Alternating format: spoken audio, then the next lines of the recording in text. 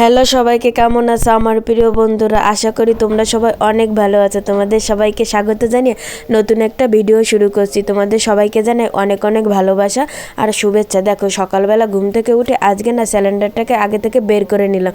আর আমি না প্রতি রাতে সিলিন্ডার চুলো সব কিছু রুমের ভিতর রেখে দিই, কারণ এখানে ঢাকা শহরের বাড়ি কোথায় কি রাখবো না রাখবো, রাতের বেলা কি রিক্স, এই জন্যই সবসময় চুলো একবার সকালে বের করি, রাতে ঢুকিয়ে রাখি। প্রতিনিয়ত এরকমই করি। তারপর দেখো সিলিন্ডার চুলা বের করে নিয়ে সুন্দর করে রুমটাকে ঝাড়ু দিয়ে নিয়েছি। তারপরে যাব আমি আমার অন্য কাজগুলো করতে।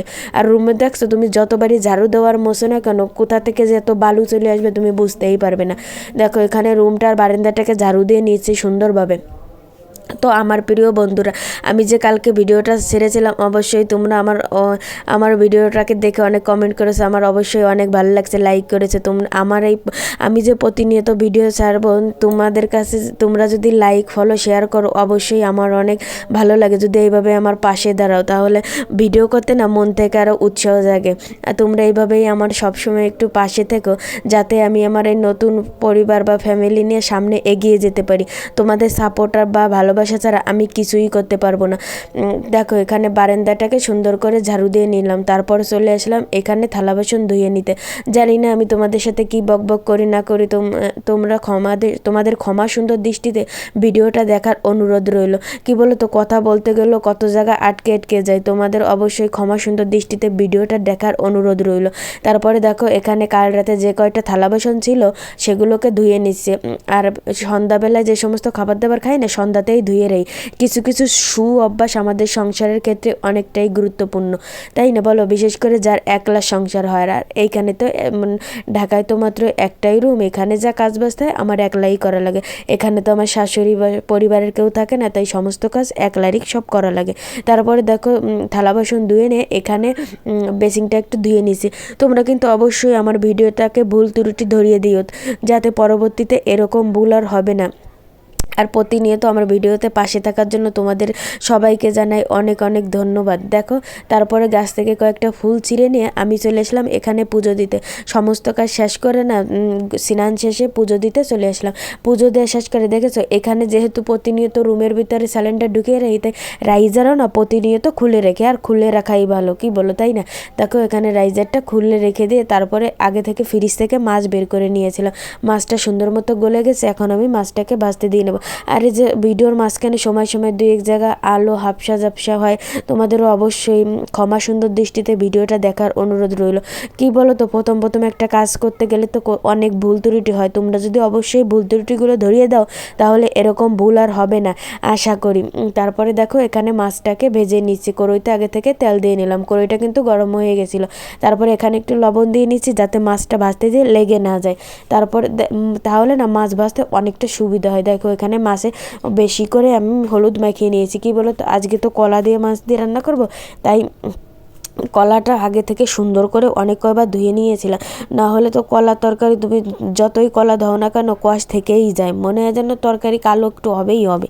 তারপরে দেখো, এখানে মাছটা আমি সুন্দর করে ভেজে নিয়েছি। আর কি বলো তো, আমার না এরকম করে মাছ ভাজি খেতে অনেক ভালো লাগে। তোমাদের কার কাছে কীরকম লাগে অবশ্যই কমেন্ট করে জানিয়ে দিয়ে যাও মাছ ভাজা খেতে। তারপরে দেখো, মাছটা এখানে ভাজা হয়ে গেছে। এবার মাছটা নামিয়ে নিয়ে তরকারিটা চড়িয়ে দেবো। দেখো, সুন্দর লাল লাল করে মাছটা ভেজে নিয়েছি। তারপরে দেখছো, এখানে তরকারিটা চড়িয়ে দিচ্ছি। আগে থেকে আমি কাঁচামরিচটা দিয়ে নিলাম। তারপরে কলা আর সাথে আমি একটা আলুও কেটে নিয়েছিলাম, তার দিয়ে আমি রান্নাটা সেরে নিচ্ছি। আর কলাটাকে না হালকা করে ভেজে নেব, যাতে বেশি ভাজলে কলার তরকারি না কালো হয়ে যায়। তাই দেখেছো, হালকা করে একটু ভেজে নিয়ে তারপর আমি এর ভিতরে জলটা ঢেলে দেবো।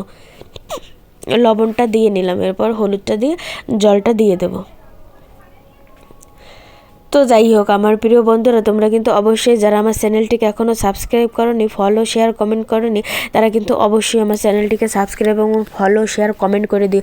তোমাদের ভালোবাসাতে আমি সামনের দিকে এগিয়ে যেতে পারবো, না হলে আমার একলার পক্ষে কিছু করাই সম্ভব না, তোমরা যদি আমার পাশে না থাকো প্রতিনিয়ত। তারপরে দেখো, এখানে আমি তরকারিটা চড়িয়ে দিয়েছি। আর আমার কথা বলা যদি কোথাও ভুল হয়ে থাকে, তোমাদের অবশ্যই ক্ষমা সুন্দর দৃষ্টিতে ভিডিওটা দেখার অনুরোধ রইল। আর কমেন্ট করে আমাকে জানিয়ে দিয়ে যাও যে ভিডিওটার কোথায় ভুল হচ্ছে না হচ্ছে। হচ্ছে। তারপরে দেখো জল দেওয়ার পর এখানে না কলাটা ঢেকে রেখে দিয়েছিলাম। তারপরে দেখছো তরকারিটা তাও যেন কালো কালো হয়েছে। এখানে দেখছো কলাটা গলে গেছে। আমি এবার এর ভেতরে মাছটা দিয়ে নিছি। তারপর না আমি না সব তরকারি তেল দিয়ে মানে পরে বাগার দিয়ে রান্না করি। তোমরা হয়তো কেউ বাগার বলো, বাড়িতে কেউ তেল দেওয়া বলো, যে যা খুশি বলতে বলো, কেউ তেলানি বলো। তারপর এখানে চাউলটা ধুয়ে মানে এনেছিলাম, এখন ধুয়ে তারপর ভাতটা ছড়িয়ে দিলাম। তরকারি রান্নাটা শেষ হয়ে গেছে। দেখো এখানে ভাতটা ছড়িয়ে দিয়েছি। তারপরে এখন তরকারিটা চেহারা একটু দেখে নাও যে তরকারি চেহারাটা কেমন হয়েছে। দেখেছো তরকারি কালারটা। আর আজকে দুপুরের মেনু গরম গরম ভাত আর কলার তরকারি। তারপরে না আমি চলে গিয়েছিলাম একটু বাজারে। অনেক দিন হয়ে গেছে না কিছু কেনাকাটা হয়নি, তাই একটু বাজারে চলে গেলাম। দেখো ওখান থেকে একটু লোশন দিয়ে নিলাম। কি বলো তো, ফেরান লাভলিটা শেষ হয়ে গেছে আর কি আনা হয়নি। তারপরে দেখছো একটু লোশন দিয়ে নিয়ে চুলটাকে একটু আঁচড়ে নিয়ে তারপর আমি চলে যাবো। আর এই শাড়িটা পরেছি, তোমাদের কাছে কেমন লাগলো অবশ্যই কমেন্ট করে আমাকে জানিয়ে দিয়ে দিও। দেখো এখানে সুন্দর একটা কানেরটা পরে না, আর আমার না এরকমভাবে চুল বাঁধতে অনেকটা ভালো লাগে, আমার কাছে অনেক পছন্দ। দেখো তারপরে সুন্দর একটা কানেরটা নিয়ে এই যে আমার ফাইনাল লুকটা কেমন লাগলো অবশ্যই কমেন্ট করে আমাকে জানিয়ে দিয়ে যাও। বাজার থেকে অনেকটা আগেই চলে এসেছি। আর বাজার থেকে কি এনেছি দেখো, একটা শাড়ি দেখে না খুব পছন্দ হয়েছে। দেখেছি শাড়িটা দেখেই পছন্দ হয়ে গেছে, না নিয়ে আসতেই পারলাম না। আমার কখনো এরকম ধরনের হলুদ শাড়ি আগে কখনো পরিনি, তাই দেখেছো শাড়িটা কিরকম পুরোটা। এটা কিন্তু সুতির শাড়ি নয়, সিল্ক জাতীয়। শাড়িটা দেখেই আমার কাছে অনেকটা পছন্দ হয়ে গেছে। তোমাদের কার কাছে কেমন লাগলো আমাকে অবশ্যই কমেন্ট করে জানিয়ে দিয়ে যেও। আমাকে পরলে কেমন লাগে বলো তো।